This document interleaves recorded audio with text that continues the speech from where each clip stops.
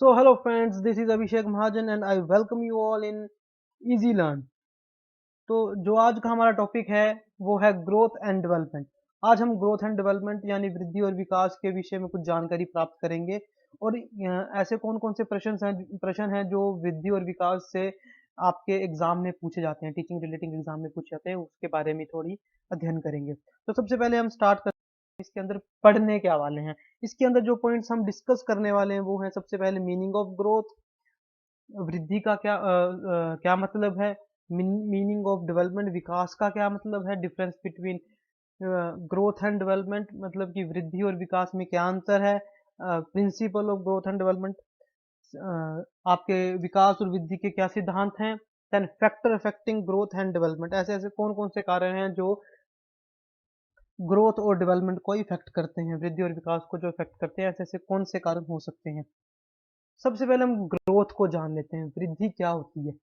Growth means increase in size, height and weight, मतलब कि मनुष्य के शरीर का में बढ़ना, हाइट वो किसी भी रूप में हो सकता है, चाहे वो हाइट में हो, चाहे वेट में हो, चाहे साइज में हो, उसमें बढ़ोतरी ही ग्रोथ मानी गई है। Then it denotes as a net increase in the size of or mass of tissues. It is an attribute to multiplication of cells and substances in a human being.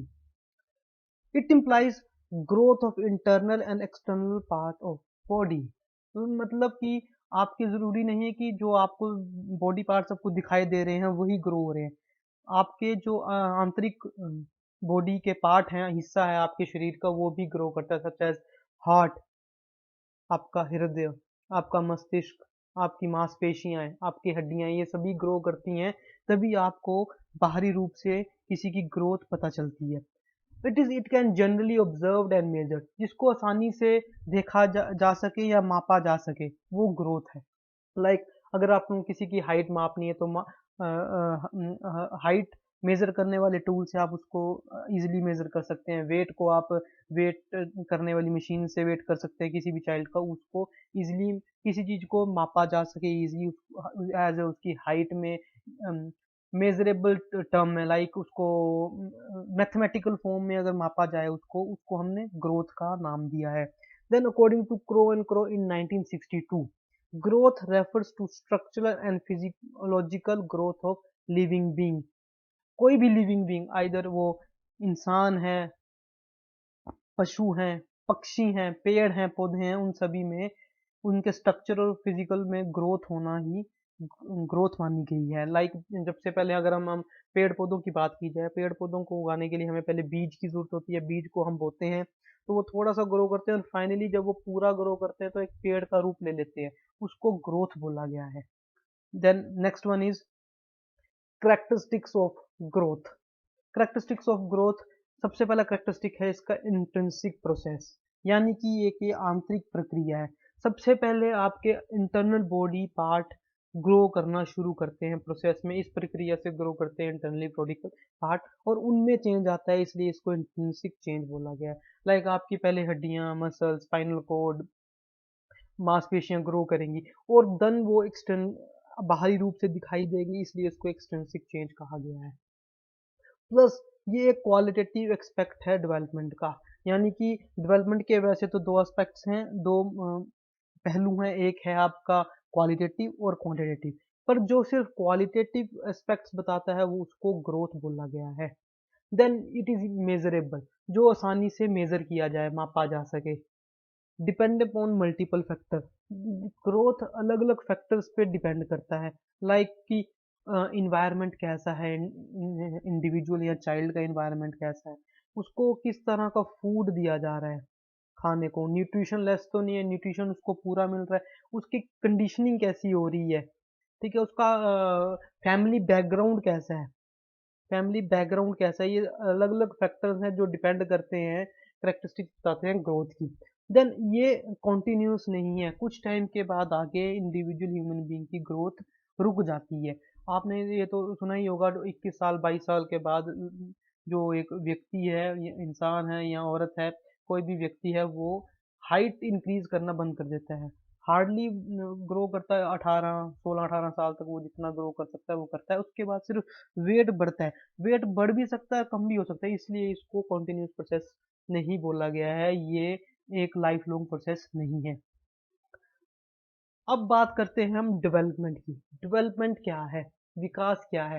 Development refer to change in structure and improvement in functioning. ये structure में तो change करता है, किसी के आकार में change तो करता है, पर उसके कार्य करने की क्षमता को भी अच्छा करता है, इम्प्रूव करता है उसी ही चेंज हुई स्ट्रक्चर को इम्प्रूव करने में। अब हम एक एग्जांपल के तौर से समझते हैं इस चीज को। आपके हाथ की उंगलियां तो ग्रो कर गई, पर अगर वो ढंग से काम ना की करे तो वो डेवलप नहीं कहलाई जाएगी। मतलब कि ग्रो करने के बाद उसका इम्प्रूवमेंट प्रॉपर, आप अपनी पेन पेंसिल को अच्छी तरह से पकड़ पा रहे हैं, किसी चीज को पकड़ पा रहे हैं अपने हाथों की सहायता से, उसको ही डेवलपमेंट बोलेंगे उस बॉडी पार्ट का।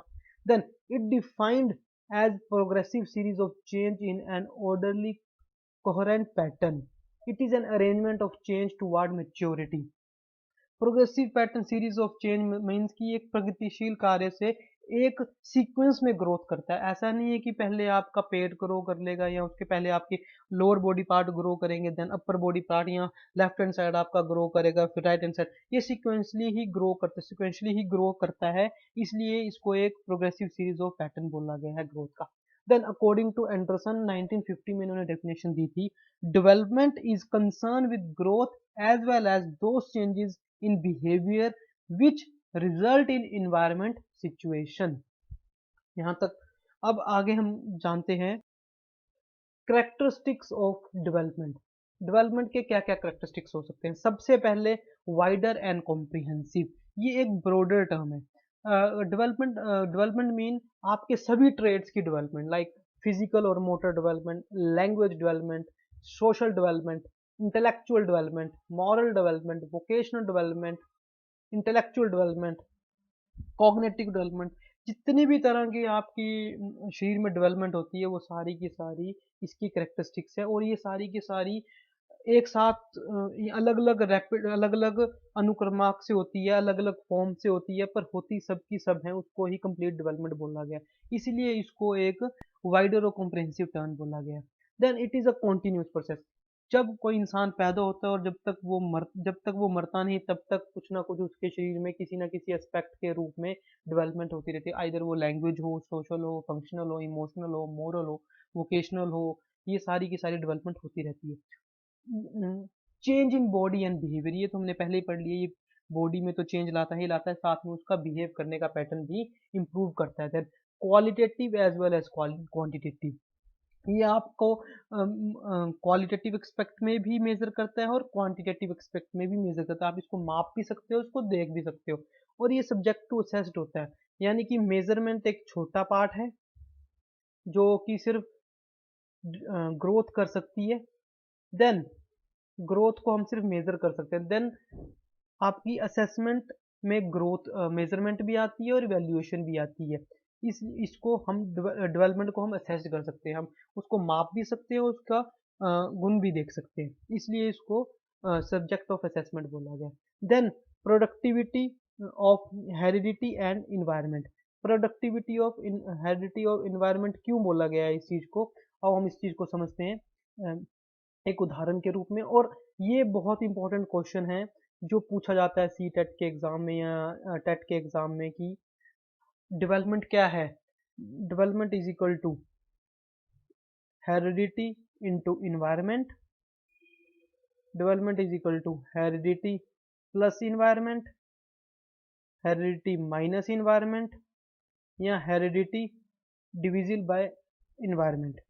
तो जो आंसर होगा वो हमेशा ही heredity development is equal to heredity into environment ही होगा। तो इसको हम एक फॉर्मूले से समझते हैं कि क्यों हेरिडिटी, डेवलपमेंट को हेरिडिटी और इन्वायरमेंट का प्रोडक्ट या गुण, उसको गुणात्मक क्यों बोला गया है डेवलपमेंट को। अब हम समझते हैं इस चीज को एक उदाहरण से। Development is equal to heredity into environment means अगर किसी की हेरिडिटी 0 है और इन्वायरमेंट आपका 100% दिया जाए तो उसकी डेवलपमेंट भी 0 रहेगी। मीन्स कि अगर किसी बच्चे के जीन्स ही स्टार्टिंग में खराब हो, स्टार्टिंग में जीन्स पैदा होने से पहले ही उसके जीन्स खराब हो, लाइक कि उसके अंदर कोई ऐसा डिजीज हो, जैसे हम डिजीज बोलते हैं डाउन सिंड्रोम, जो होता है 21 नंबर ऑफ क्रोमोसोम की ट्राइजोमी बनने से, जिससे मेंटली रिटार्डेड बच्चे पैदा होते हैं। अगर वो पहले से ही वैसा हो तो जितना मर्जी आप इन्वायरमेंट अच्छा दे दो, बच्चा डेवलप नहीं कर पाएगा।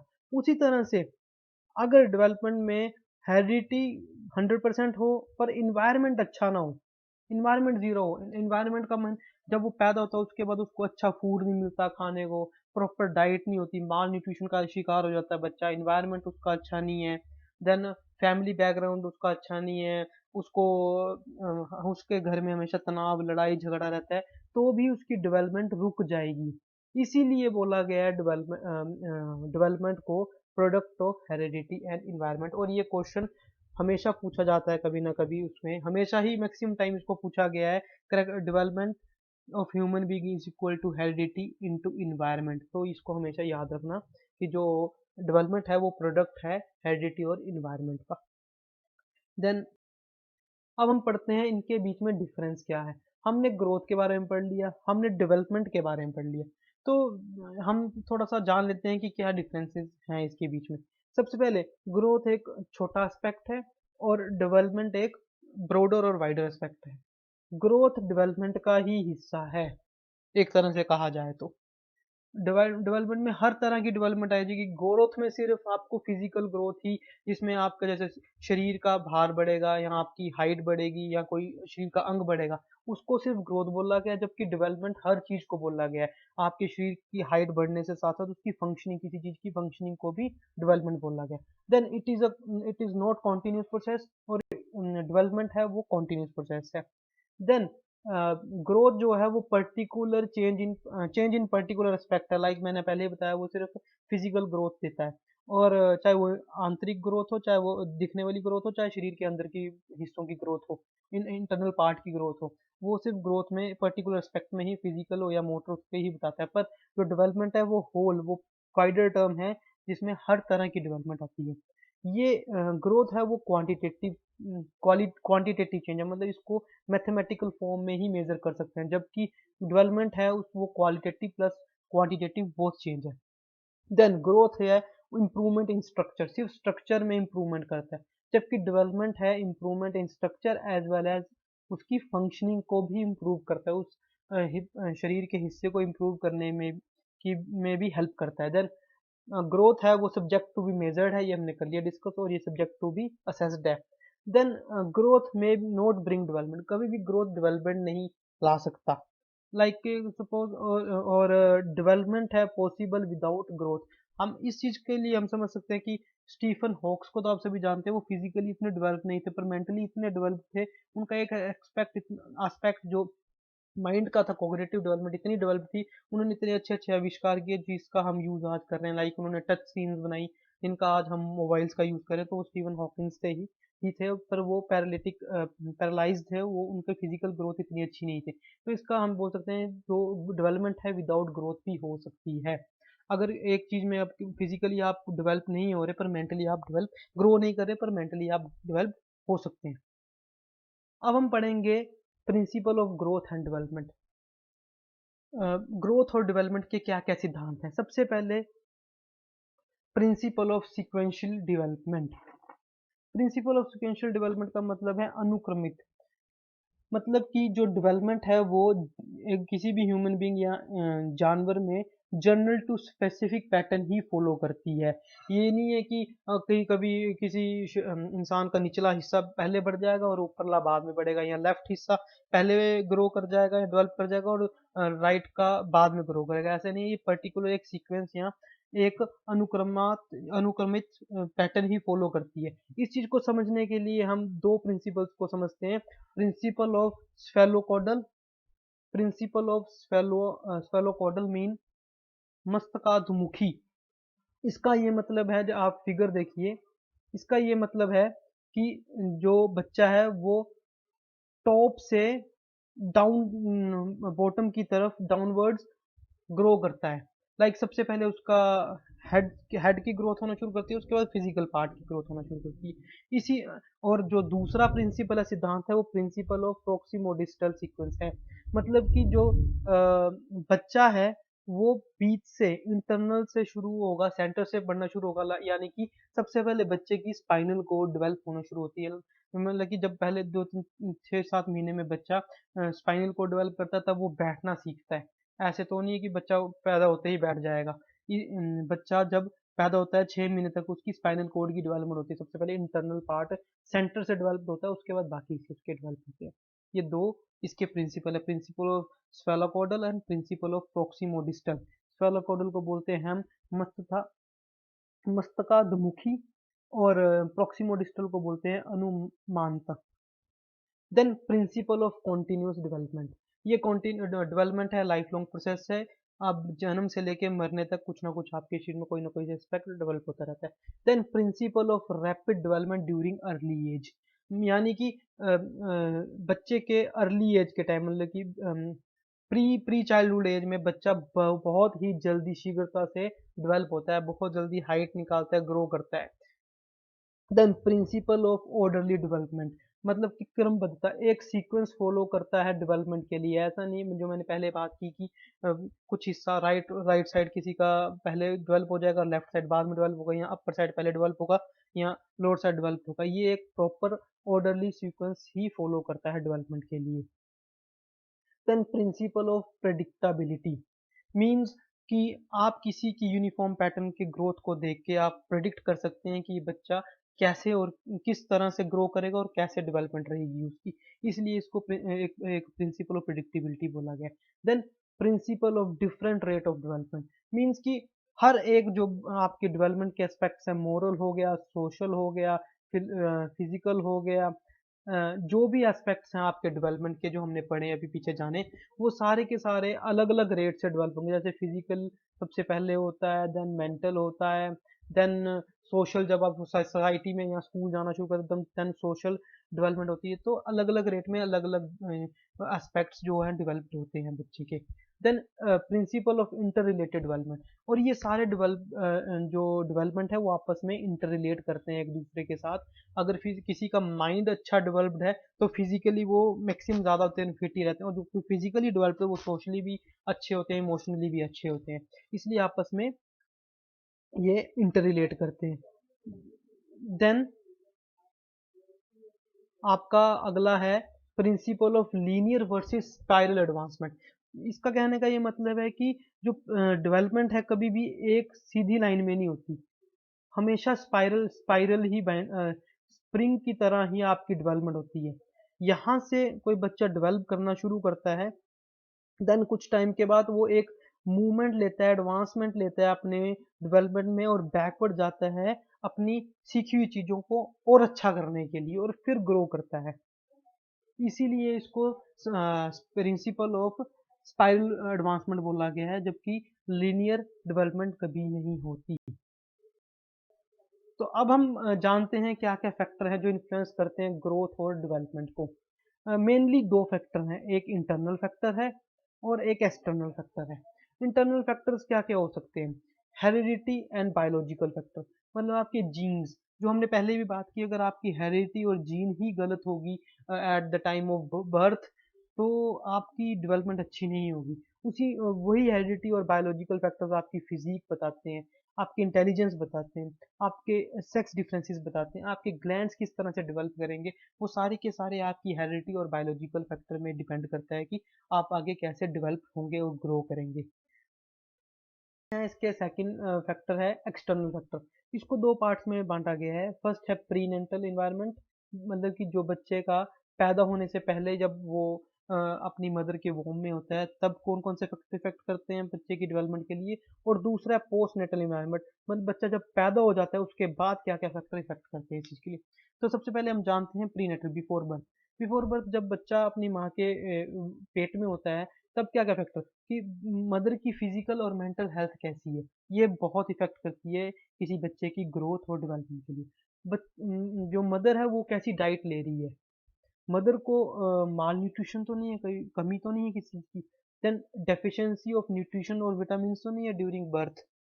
अगर ऐसी कोई कमी आती है मदर में, अगर किसी चीज़ की कमी होती है तो बच्चे की आगे ग्रोथ और डेवलपमेंट में भी इफेक्ट देखा गया है, इन्फ्लुएंस देखा गया है। देन ड्यूरिंग प्रेगनेंसी मदर वो अल्कोहल या स्मोकिंग तो नहीं कर रही, कोई ड्रग्स तो नहीं ले रही, वो भी इफेक्ट करते हैं बच्चे की फिजिकल और मेंटल ग्रोथ के लिए। देन मदर को कोई कांस्टेंट डिसीज तो नहीं है, लाइक कैंसर, डायबिटिक और अदर कोई डिजीज तो नहीं है जिसके लिए वो मेडिसिन ले रही है, वो भी इफेक्ट करता है बच्चे की ग्रोथ के लिए। और एनी डैमेज और एक्सीडेंट, मतलब कि जब बच्चा वॉर्म में होता है तो उस दौरान कोई एक्सीडेंट या कोई ऐसा कोई इंसिडेंट तो नहीं होता जो बच्चे की ग्रोथ को वो भी बच्चे की ग्रोथ को डैमेज करता है। जैसे कि हम क्रिश मूवी से देख सकते हैं, कोई मिल गया में जब वो गिर गए थे उसकी मदर, तो जो ऋतिक रोशन जी हैं वो पैदा हुए थे तो मेंटली डिस्टर्ब थे, उनकी मेंटल की फिजिकल तो वो ग्रोथ कर रहे थे पर मेंटली वो ग्रोथ नहीं कर पा रहे थे। देन सेकंड है आफ्टर बर्थ क्या क्या इन्वायरमेंट मिलता है उसको, बच्चे को किस तरह का फूड दिया जा रहा है, कितनी फिजिकल एक्सरसाइज और एक्टिविटीज बच्चा कर रहा है अपनी फिजिकल और मेंटल ग्रोथ के लिए। कोई इंसिडेंट और एक्सीडेंट तो नहीं हो रहा, बच्चा गिर तो नहीं गया, दिमाग के ऊपर चोट तो नहीं लगी, फिजिकली डैमेज तो नहीं हो पा रहा उसको हुआ। ये भी फैक्टर इन्फ्लुएंस करते हैं बच्चे की ग्रोथ और डेवलपमेंट के लिए।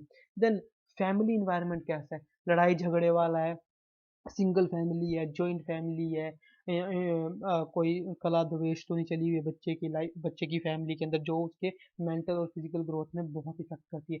देन बच्चे की फ्रेंड्स कैसे हैं, स्कूल कैसा है, उसकी कम्युनिटी कैसी है, कल्चर कैसा है, रिलीजन कैसा है, ये सारे फैक्टर्स भी इफेक्ट करते हैं बच्चे की प्रॉपर ग्रोथ एंड डेवलपमेंट के लिए। इसके अलावा और भी फैक्टर्स हो सकते हैं पर मेनली जो फैक्टर्स थे हमने डिस्कस कर लिए। तो आज का हम टॉपिक यहीं ख़त्म किया, और तो हमने जाना कि क्या-क्या फैक्टर्स हैं बच्चे की प्रॉपर ग्रोथ एंड डेवलपमेंट के लिए, क्या-क्या प्रिंसिपल्स हो सकते हैं, उसका मीनिंग एंड उसका क्या-क्या नेचर है। तो थैंक यू।